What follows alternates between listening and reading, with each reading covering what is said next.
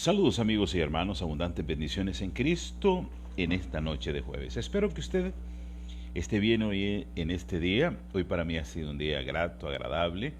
He tenido cosas lindas que he pasado en este día que el Señor me ha permitido y que me hacen ser feliz o tener esa paz, esa tranquilidad. ¿Qué tal si hoy hablamos de ese sumo sacerdote que tenemos en los cielos, que es Jesús, altísimo sacerdote, sacerdote de la orden, una orden de Melquisedec que habla en Génesis y que posteriormente en Hebreos Pablo empieza a hablar de ese sacerdocio que, si bien es cierto, ese sacerdocio de Melquisedec era un sacerdocio un tanto literal, y que con Jesús se cumple el sacerdocio mismo. Así es que hoy vamos a hablar del sacerdocio de Melquisedec y del sacerdocio que es Jesús. ¿Por qué? Porque casualmente me he encontrado con un tema, Marlon, Julio y Erika, me encontré con ese tema y casualmente yo pensé que era alguna cosilla por ahí suelta, porque el Papa Francisco contradice a Jehová el Salvador. Dice Francisco que los homosexuales deben de ser protegidos por una ley, tener una familia y además son hijos de Dios. Eso, todo lo que dice el Papa Francisco, eso no es bíblico. Uno, como personas tienen derechos, no se los negamos, tienen derechos. Como tales tienen derecho a tener una familia, sí, tienen derecho a tener un padre, una madre, una esposa, hijos y demás. Y además son hijos de Dios, y eso no es cierto. No todas las personas somos hijas de Dios. Voy a empezar por ahí porque a veces tenemos algunas dudillas y en las dudas tenemos que salir a refrescar la memoria de personas que, algunos que no saben y otros que lo desconocen porque lo quieren desconocer. Mi tema era otro, el sumo sacerdote, pero ya que me encontré esto del Papa Francisco, soy honesto, mire, por el Papa Francisco hay que orar. ¿Por qué? Porque es un ser humano que está equivocado de aquí a la luna, sí está equivocado, pero que también necesita de la salvación de Cristo. Si este muchacho, Francisco, no recibe a Jesús como único, personal y suficiente Salvador, ¿dónde está destinado? El lago de fuego, así de sencillo, así se diga que es el predecesor de Cristo en la tierra, que Él es todo lo que quieran decir de Él, los títulos que le den, que es eminencia, que es papa, que es pontífice, que todo lo que usted quiera, necesita de Cristo. Y oiga usted por qué se contradice, y en este artículo que se publicó hoy en la radio El Roy me parece excelente y solo le voy a dar una pincelada para refrescar un poco la memoria. Oiga usted lo que dice. Dice Jesús en San Juan 1:10. En el mundo estaba y el mundo por él fue hecho, pero el mundo no le conoció. Jesús hizo de todo. A lo suyo vino y los suyos no le recibieron, mas a todos los que le recibieron, a los que creen en su nombre, a les dio potestad, oiga usted lo que dice aquí, de ser hijos de Dios, los cuales no son engendrados de sangre, ni de voluntad de carne, ni de voluntad de varón, sino de Dios. ¿Qué hay que hacer? Hay que recibir a Jesús como único, personal y suficiente Salvador para tener la potestad de ser hijos de Dios. No hay otra razón, dice Juan, primera de Juan 1:12. Y el versículo que postearon en la radio El Roy nos ponen el tema de Corintios 6, 9, 10, que no sabes que los injustos no heredarán el reino de Dios, no erréis, ni los fornicadores, ni los idólatras, ni los adúlteros, ni los afeminados, ni los que se echan con varones, ni los ladrones, ni los avaros, ni los borrachos, ni los maldicientes, ni los estafadores heredarán el reino de Dios. Tenemos que tocar temas, amigos y hermanos, que a veces son difíciles, pero lo tenemos que tocar. No es cierto, y aunque la idea nuestra aquí en el ROI, en el Evangelio con Salud, no es pelear con la gente, ni mucho menos venir a estar en discordias con personas porque nosotros tenemos la razón, no. La razón que nosotros tratamos de ver o de hacer es la razón bíblica. La Biblia dice que los pasos o lo que usted y yo debemos hacer para ser hijos de Dios, y no hay otra forma, no hay otra razón para hacerlo. Entonces lo que nosotros tratamos de hacer es Biblia, pero cuando se dan argumentos que no son, tenemos que contrarrestarlos. Y no es cierto que la Iglesia Católica es la Iglesia de Cristo, no es cierto, nunca ha sido ni nunca será. ¿Por qué? Porque no representa a Cristo. En la época, dicen que ellos se inician con Pedro, no es cierto. Que Pedro fue el primer papa, no es cierto. Si hubiese sido así, Pedro nunca fue, Pedro nunca fue pastor de Jerusalén, fue Santiago. Así es que no pueden decir eso. Otra cosa, desde hasta hoy, buscad la verdad y la verdad os hará libre, y esa verdad es Cristo, mi amigo Marlon. Hasta hoy, la Iglesia Católica no ha sido representativa del pueblo de Cristo. ¿Por qué? Porque ellos han antepuesto muchas cosas, idolatrías, cosas, para que lo sigan como organismo, que lo sigan como religión, como gente que supuestamente está siguiendo a Dios, pero que lo está siguiendo de una manera errada. Ellos han cambiado, te quitan la Biblia y te dejan lo que se conoce como el catecismo. Y eso no debe ser. Cristo quiere que tú y yo leamos la Biblia y que a través de ella podamos tener el entendimiento. Desde el 357 hasta 1758 se cumplen 1260 años proféticos que habla Daniel, donde se iba a quitar el continuo. ¿Cuál era el continuo? El continuo era el sacrificio que se hacía en el santuario, sacrificando un cordero para remisión de los pecados, y que posteriormente con Cristo, cuando Cristo muere y resucita, ese sacrificio ya no hay que hacerlo, ya fue superado ese sacrificio. Pero la Iglesia Católica, porque así es, la Iglesia Católica Romana, la papal, desde el 357 hasta 1798 pasan 1260 años que habla Daniel, quitó el continuo y empezó a poner cosas que no tenía la Iglesia. Y allí, casualmente, hoy estaba leyendo un libro de un conflicto cósmico donde personas que la Iglesia mandó a matar, ¿por qué? Porque no estaban de acuerdo con, no seguían los lineamientos, las directrices que le daban. Leer la Biblia en el siglo IX hasta el siglo XVI, XVII era una abominación. Usted no la podía leer. Si usted lo encontraban con la Biblia, lo mataban, lo llevaban a la hoguera. ¿Y qué decían? ¿Es brujo o es bruja o es hereje? Eso era una herejía. Entre ellos murió John Wycliffe, que era un europeo, John Wycliffe, John Hughes, Jerónimo, a Martín Lutero también lo quisieron llevar hasta la horca y demás. Y ¿por qué? Para que se desdijera y tomase los argumentos de la iglesia, de una organización como tal, para que fuese así.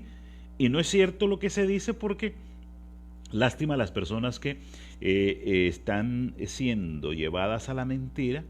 Lo que dice un hombre, maldito el hombre que confía en un hombre. Por eso nosotros tratamos, no somos dueños de la verdad, pero conocemos al dueño de la verdad y le presentamos al dueño de la verdad que está en la Biblia. Yo aquí a usted no le vengo nunca con un argumento. Es que me encontré un libro de Juan Pérez, que dice Juan Pérez que a partir de ahora el agua no va a ser cristalina, sin color ni olor, el agua va a ser amarilla, porque así va a ser, porque esto y lo otro. No, si no es bíblico, no nos quedamos en ese planteamiento, porque tiene que ser bíblico. Yo lo que tenga que decirle a usted se lo tengo que mostrar con Biblia, y cuando es un tema, y aquí aclaro mucho, y lo aclaro siempre, cuando es un tema, digamos, de salud, yo le digo, sí, esto lo tomé de los libros de salud, de medicina natural, de medicina nutracéutica, y por eso le estoy explicando a usted y le estoy haciendo.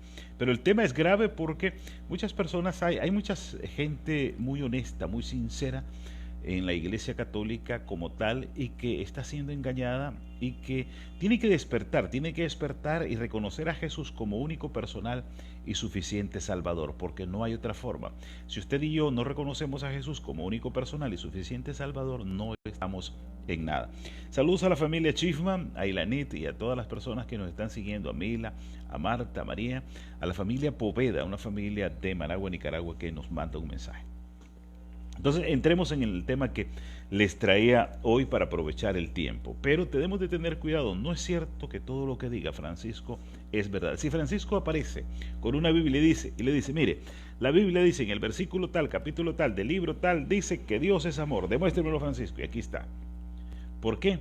Porque esa es la forma que nosotros debemos de considerar a una persona. Si aquí a usted se le presenta a alguien que un día de esto le viene, dice Pablo a los Gálatas, si alguien le viene con un evangelio que no es el que han recibido, no lo tengan bien, ténganlo por anatema, y anatema significa maldición.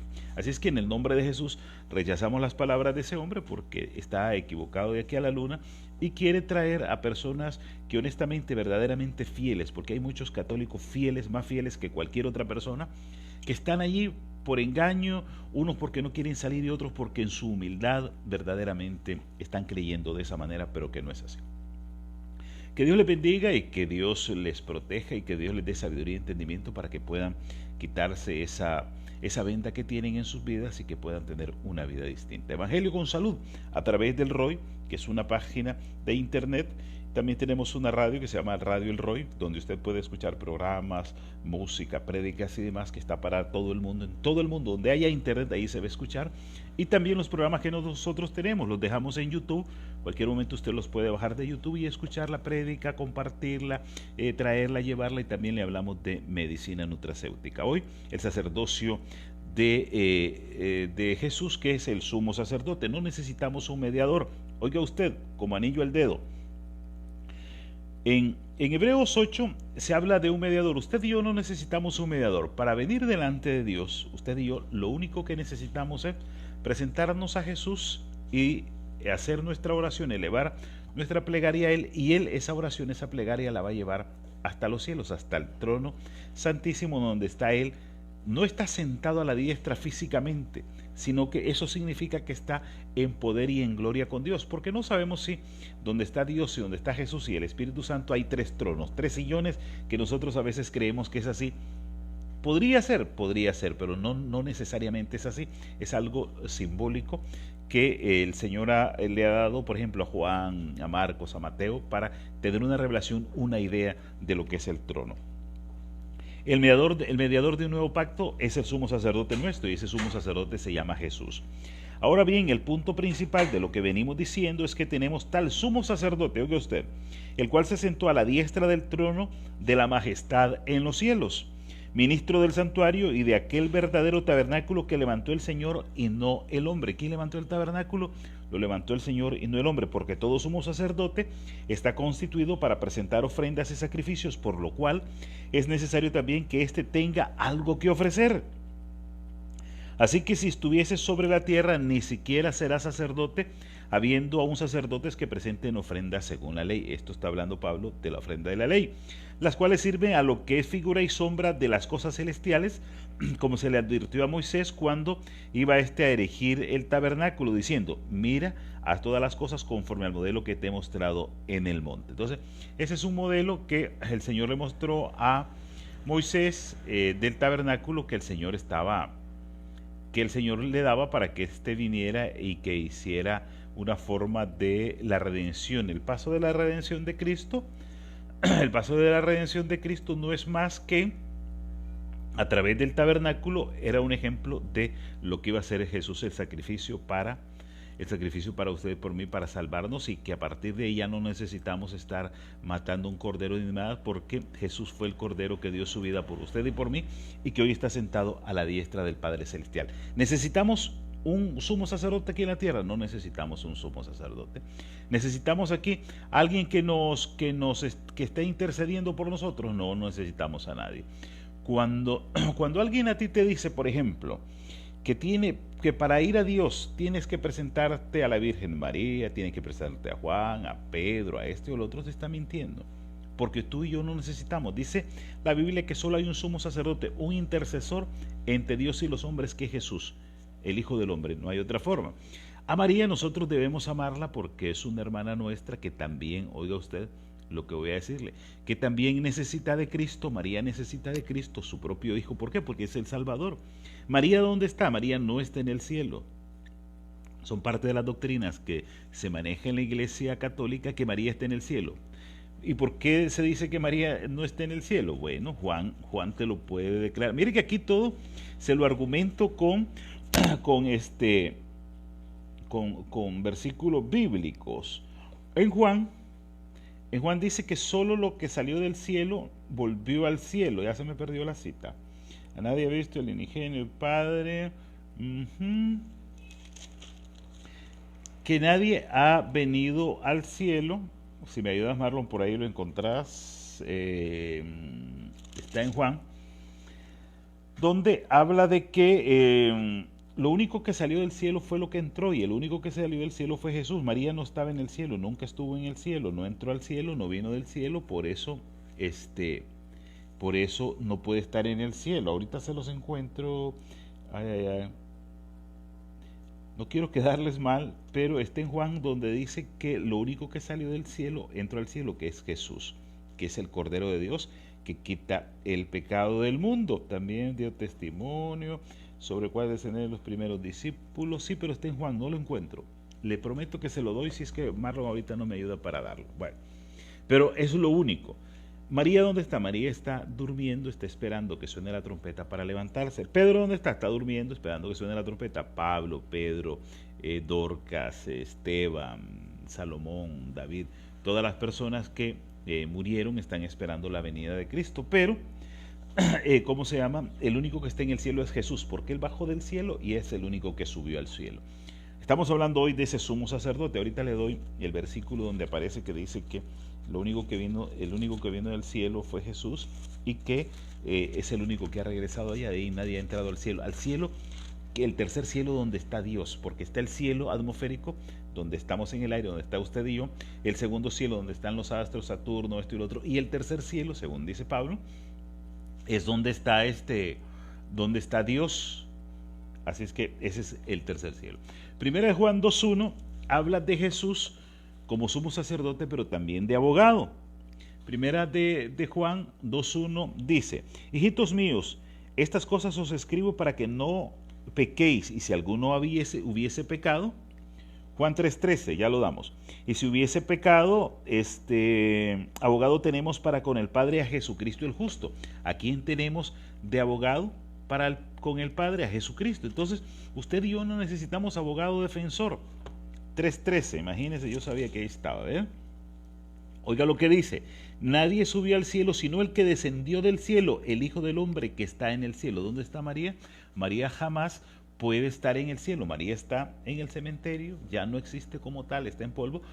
Ese ruach, el que le dio el Señor, la va a llamar y se va a levantar como usted y como yo, si es que estamos vivos cuando se dé la segunda venida de Cristo. Y si no, pues, pero la vamos a ver. Si usted y yo estamos vivos, vamos a ver que se va a levantar María, se va a levantar Esteban, se va a levantar Pablo, Mateo, Marcos, Lucas. Se va a levantar Judas, sí se va a levantar, pero va a volver a morir. Y eso lo podemos hablar un día. ¿Esto por qué? Porque Lucas no aceptó la redención, la justificación por la gracia que le pudiese haber dado Jesús. Alguien me preguntaba un día: ¿y qué hubiese pasado si Judas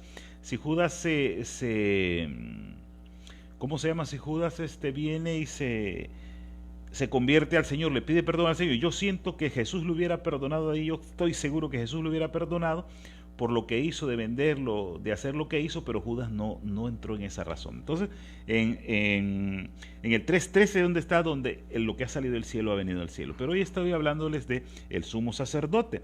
Ese sumo sacerdote que está en 2.1, que también es sumo sacerdote, es abogado y es juez. ¿Cuándo es abogado? Ya usted dice: hijos míos, estas cosas os escribo para que no pequéis. Y si alguno hubiese pecado, un abogado tenemos para con el Padre, Jesucristo el justo. Cuando usted comete un error, ¿sabe quién le defiende a usted? Le defiende Jesucristo. Le defiende Jesucristo delante del Padre y le justifica. ¿Me justifica? Sí, le justifica delante del Padre, y le voy a demostrar dónde dice eso. Cuando usted lee Isaías 43, me estoy saliendo un poco porque le tengo que dar alguna explicación. Cuando estoy viendo el tema de cómo nos justifica el Señor, usted le hace Isaías 43, pero ¿cómo va a leer? Va a leer Isaías 43, 25. Oiga usted lo que dice: yo soy el que borro tus rebeliones por amor a mí mismo, dice Jesús, y no me acordaré de tus pecados. Hazme recordar, entremos en juicio juntamente, habla tú para yo justificarte. ¿Qué está diciendo el Señor? ¿Quién nos justifica delante de Dios? Jesús. Entremos, dice, en juicio. Hazme recordar, entremos en juicio juntamente, habla tú, le dice Dios al pecador, que yo te voy a justificar. Tu primer padre pecó y tus enseñadores prevaricaron contra mí. 43, 25, 26, 27 de Isaías. 43 de Isaías 18. No os acordéis de las cosas pasadas, ni traigáis a la memoria las cosas antiguas. Cuando algo, por ejemplo, yo estaba hablando con un amigo muy íntimo que yo recordaba momentos de mi juventud y me trae bonitos recuerdos. A veces recuerdos que no son tan gratos, y me decía esta persona que a él no eran tan gratos, pero para mí, amigo mío, sé que me están viendo, eran recuerdos gratísimos, por aquella humildad, por aquella sencillez, en la humildad, en la sencillez, en la necesidad, me encontré personas maravillosas como una gran señora que siempre la estimaré y que espero verla en la venida de Cristo, a mi amiga y hermana Gloria, y que conmigo esa señora se portó como que si fuese una madre, que yo estaba muy joven y pasaba por su casa porque estudiaba con un hijo de ella y nos volvimos amigos y demás, muy íntimos hasta lo último, y esa señora me trató como si yo fuese un hijo. Encontré amor. Claro, yo tenía a mi madre, todavía la tengo viva, esa señora ya falleció, ya está durmiendo en Cristo, pero yo esa persona la estimo tanto porque me hizo pasar bonitos momentos. Entonces yo me acuerdo de cosas que me traen a la memoria que son agradables, aunque Jesús dice, no os acordéis de las cosas pasadas ni las traigáis a la memoria cosas antiguas. Aunque hay bonitos recuerdos, otros no son tan bonitos, pero y en Cristo esos recuerdos no son desagradables, sino que son cosas que ya pasaron. 43 de Isaías, yo soy el que borro tus rebeliones. Oiga lo que dice, cuando pases por las aguas, 43.2, cuando pases por las aguas yo estaré contigo, y si los ríos te anegasen, yo ahí estaré contigo. Cuando pases del fuego no te vas a quemar ni la llama va a arder en ti, dice Jesús en Isaías 43, y cierro con esa parte. Isaías 43.4, porque ante mis ojos fuiste de gran estima, fuiste honorable, y yo te amé. Daré pues hombres por ti, naciones por ti. Esto te está diciendo Jesús en esta noche a ti. Jehová de los ejércitos te ama tanto, dice que te amó tanto porque eres de grande estima, que te ama tanto. Léase Isaías 43, 25, 26, 27, 43, 18, léase 43, 4 de Isaías. Usted puede leer todo el capítulo de Isaías, yo lo tengo así porque a mí me calza mejor. Y para cerrar, esto es lo más lindo de Isaías 43, lo que dice Jesús, ese Salvador tuyo, ese juez, ese abogado, ese intercesor tuyo, yo Jehová, y fuera de mí no hay quien salve. Y entonces, este señor que empezamos a ver, el tal Panchito, dice que él está diciendo que sí, que los afeminados, que esto y que el otro. ¿Y qué dice Jesús acá? ¿Qué dice Jehová de los ejércitos? Sin Jehová no hay quien salve, yo soy el que salve, y fuera de mí no hay quien salve. Entonces, no caigamos, amigos y hermanos, con el respeto a los amigos y hermanos católicos, no caigamos en el error de creer en hombres que nos están diciendo palabras baratas, palabras burdas, que no son bíblicas. Cuando a usted le digan, cuando a usted le comenten algo, que él se lo traiga a la Biblia. Tenemos un sumo sacerdote, tenemos un juez. Apocalipsis 15:8. Que dice el 15:8 de Apocalipsis, y el templo se llenó de humo por la gloria de Dios y por su poder, y nadie podía entrar en el templo hasta que se hubiese cumplido las 7 plagas de los 7 ángeles. Y en el 16:1 dice, oía gran voz que decía desde el templo de los 7 ángeles, id y derramad sobre la tierra las 7 copas de la ira de Dios. Aquí hay un juez. Este juez, ¿qué está haciendo? Va a declarar, va a derramar la copa de las iras en esta tierra. ¿Por qué? Porque usted y yo necesitamos ser salvos. En Cristo usted y yo necesitamos ser salvos, y el juicio que está viviendo la tierra no es porque Dios es malo. El juicio que está viviendo la tierra es por amor a usted y para mí. ¿Qué dice Isaías? Recuérdese este, amigo y hermano, Isaías 43, léalo y téngalo ahí repasando a cada momento. Ven acá, Marlon, ven acá, Juan, ven acá, María, ven acá, Javier. ¿Qué es tu problema? Que tengo esto, Señor, venga. Vamos ante el juez, yo te voy a justificar. ¿Y cuál es la justificación? La justificación que da Cristo por la fe, por la gracia. No la hace ningún hijo de vecina, no la hace un hombre que fue implantado, puesto a la fuerza, a dedo, porque no es el Espíritu Santo quien pone a ese tipo disque de sacerdote, que no, de sacerdote no tiene nada, sino de costumbres y de cosas acomodadas, de cosas paganas acomodadas en la tierra.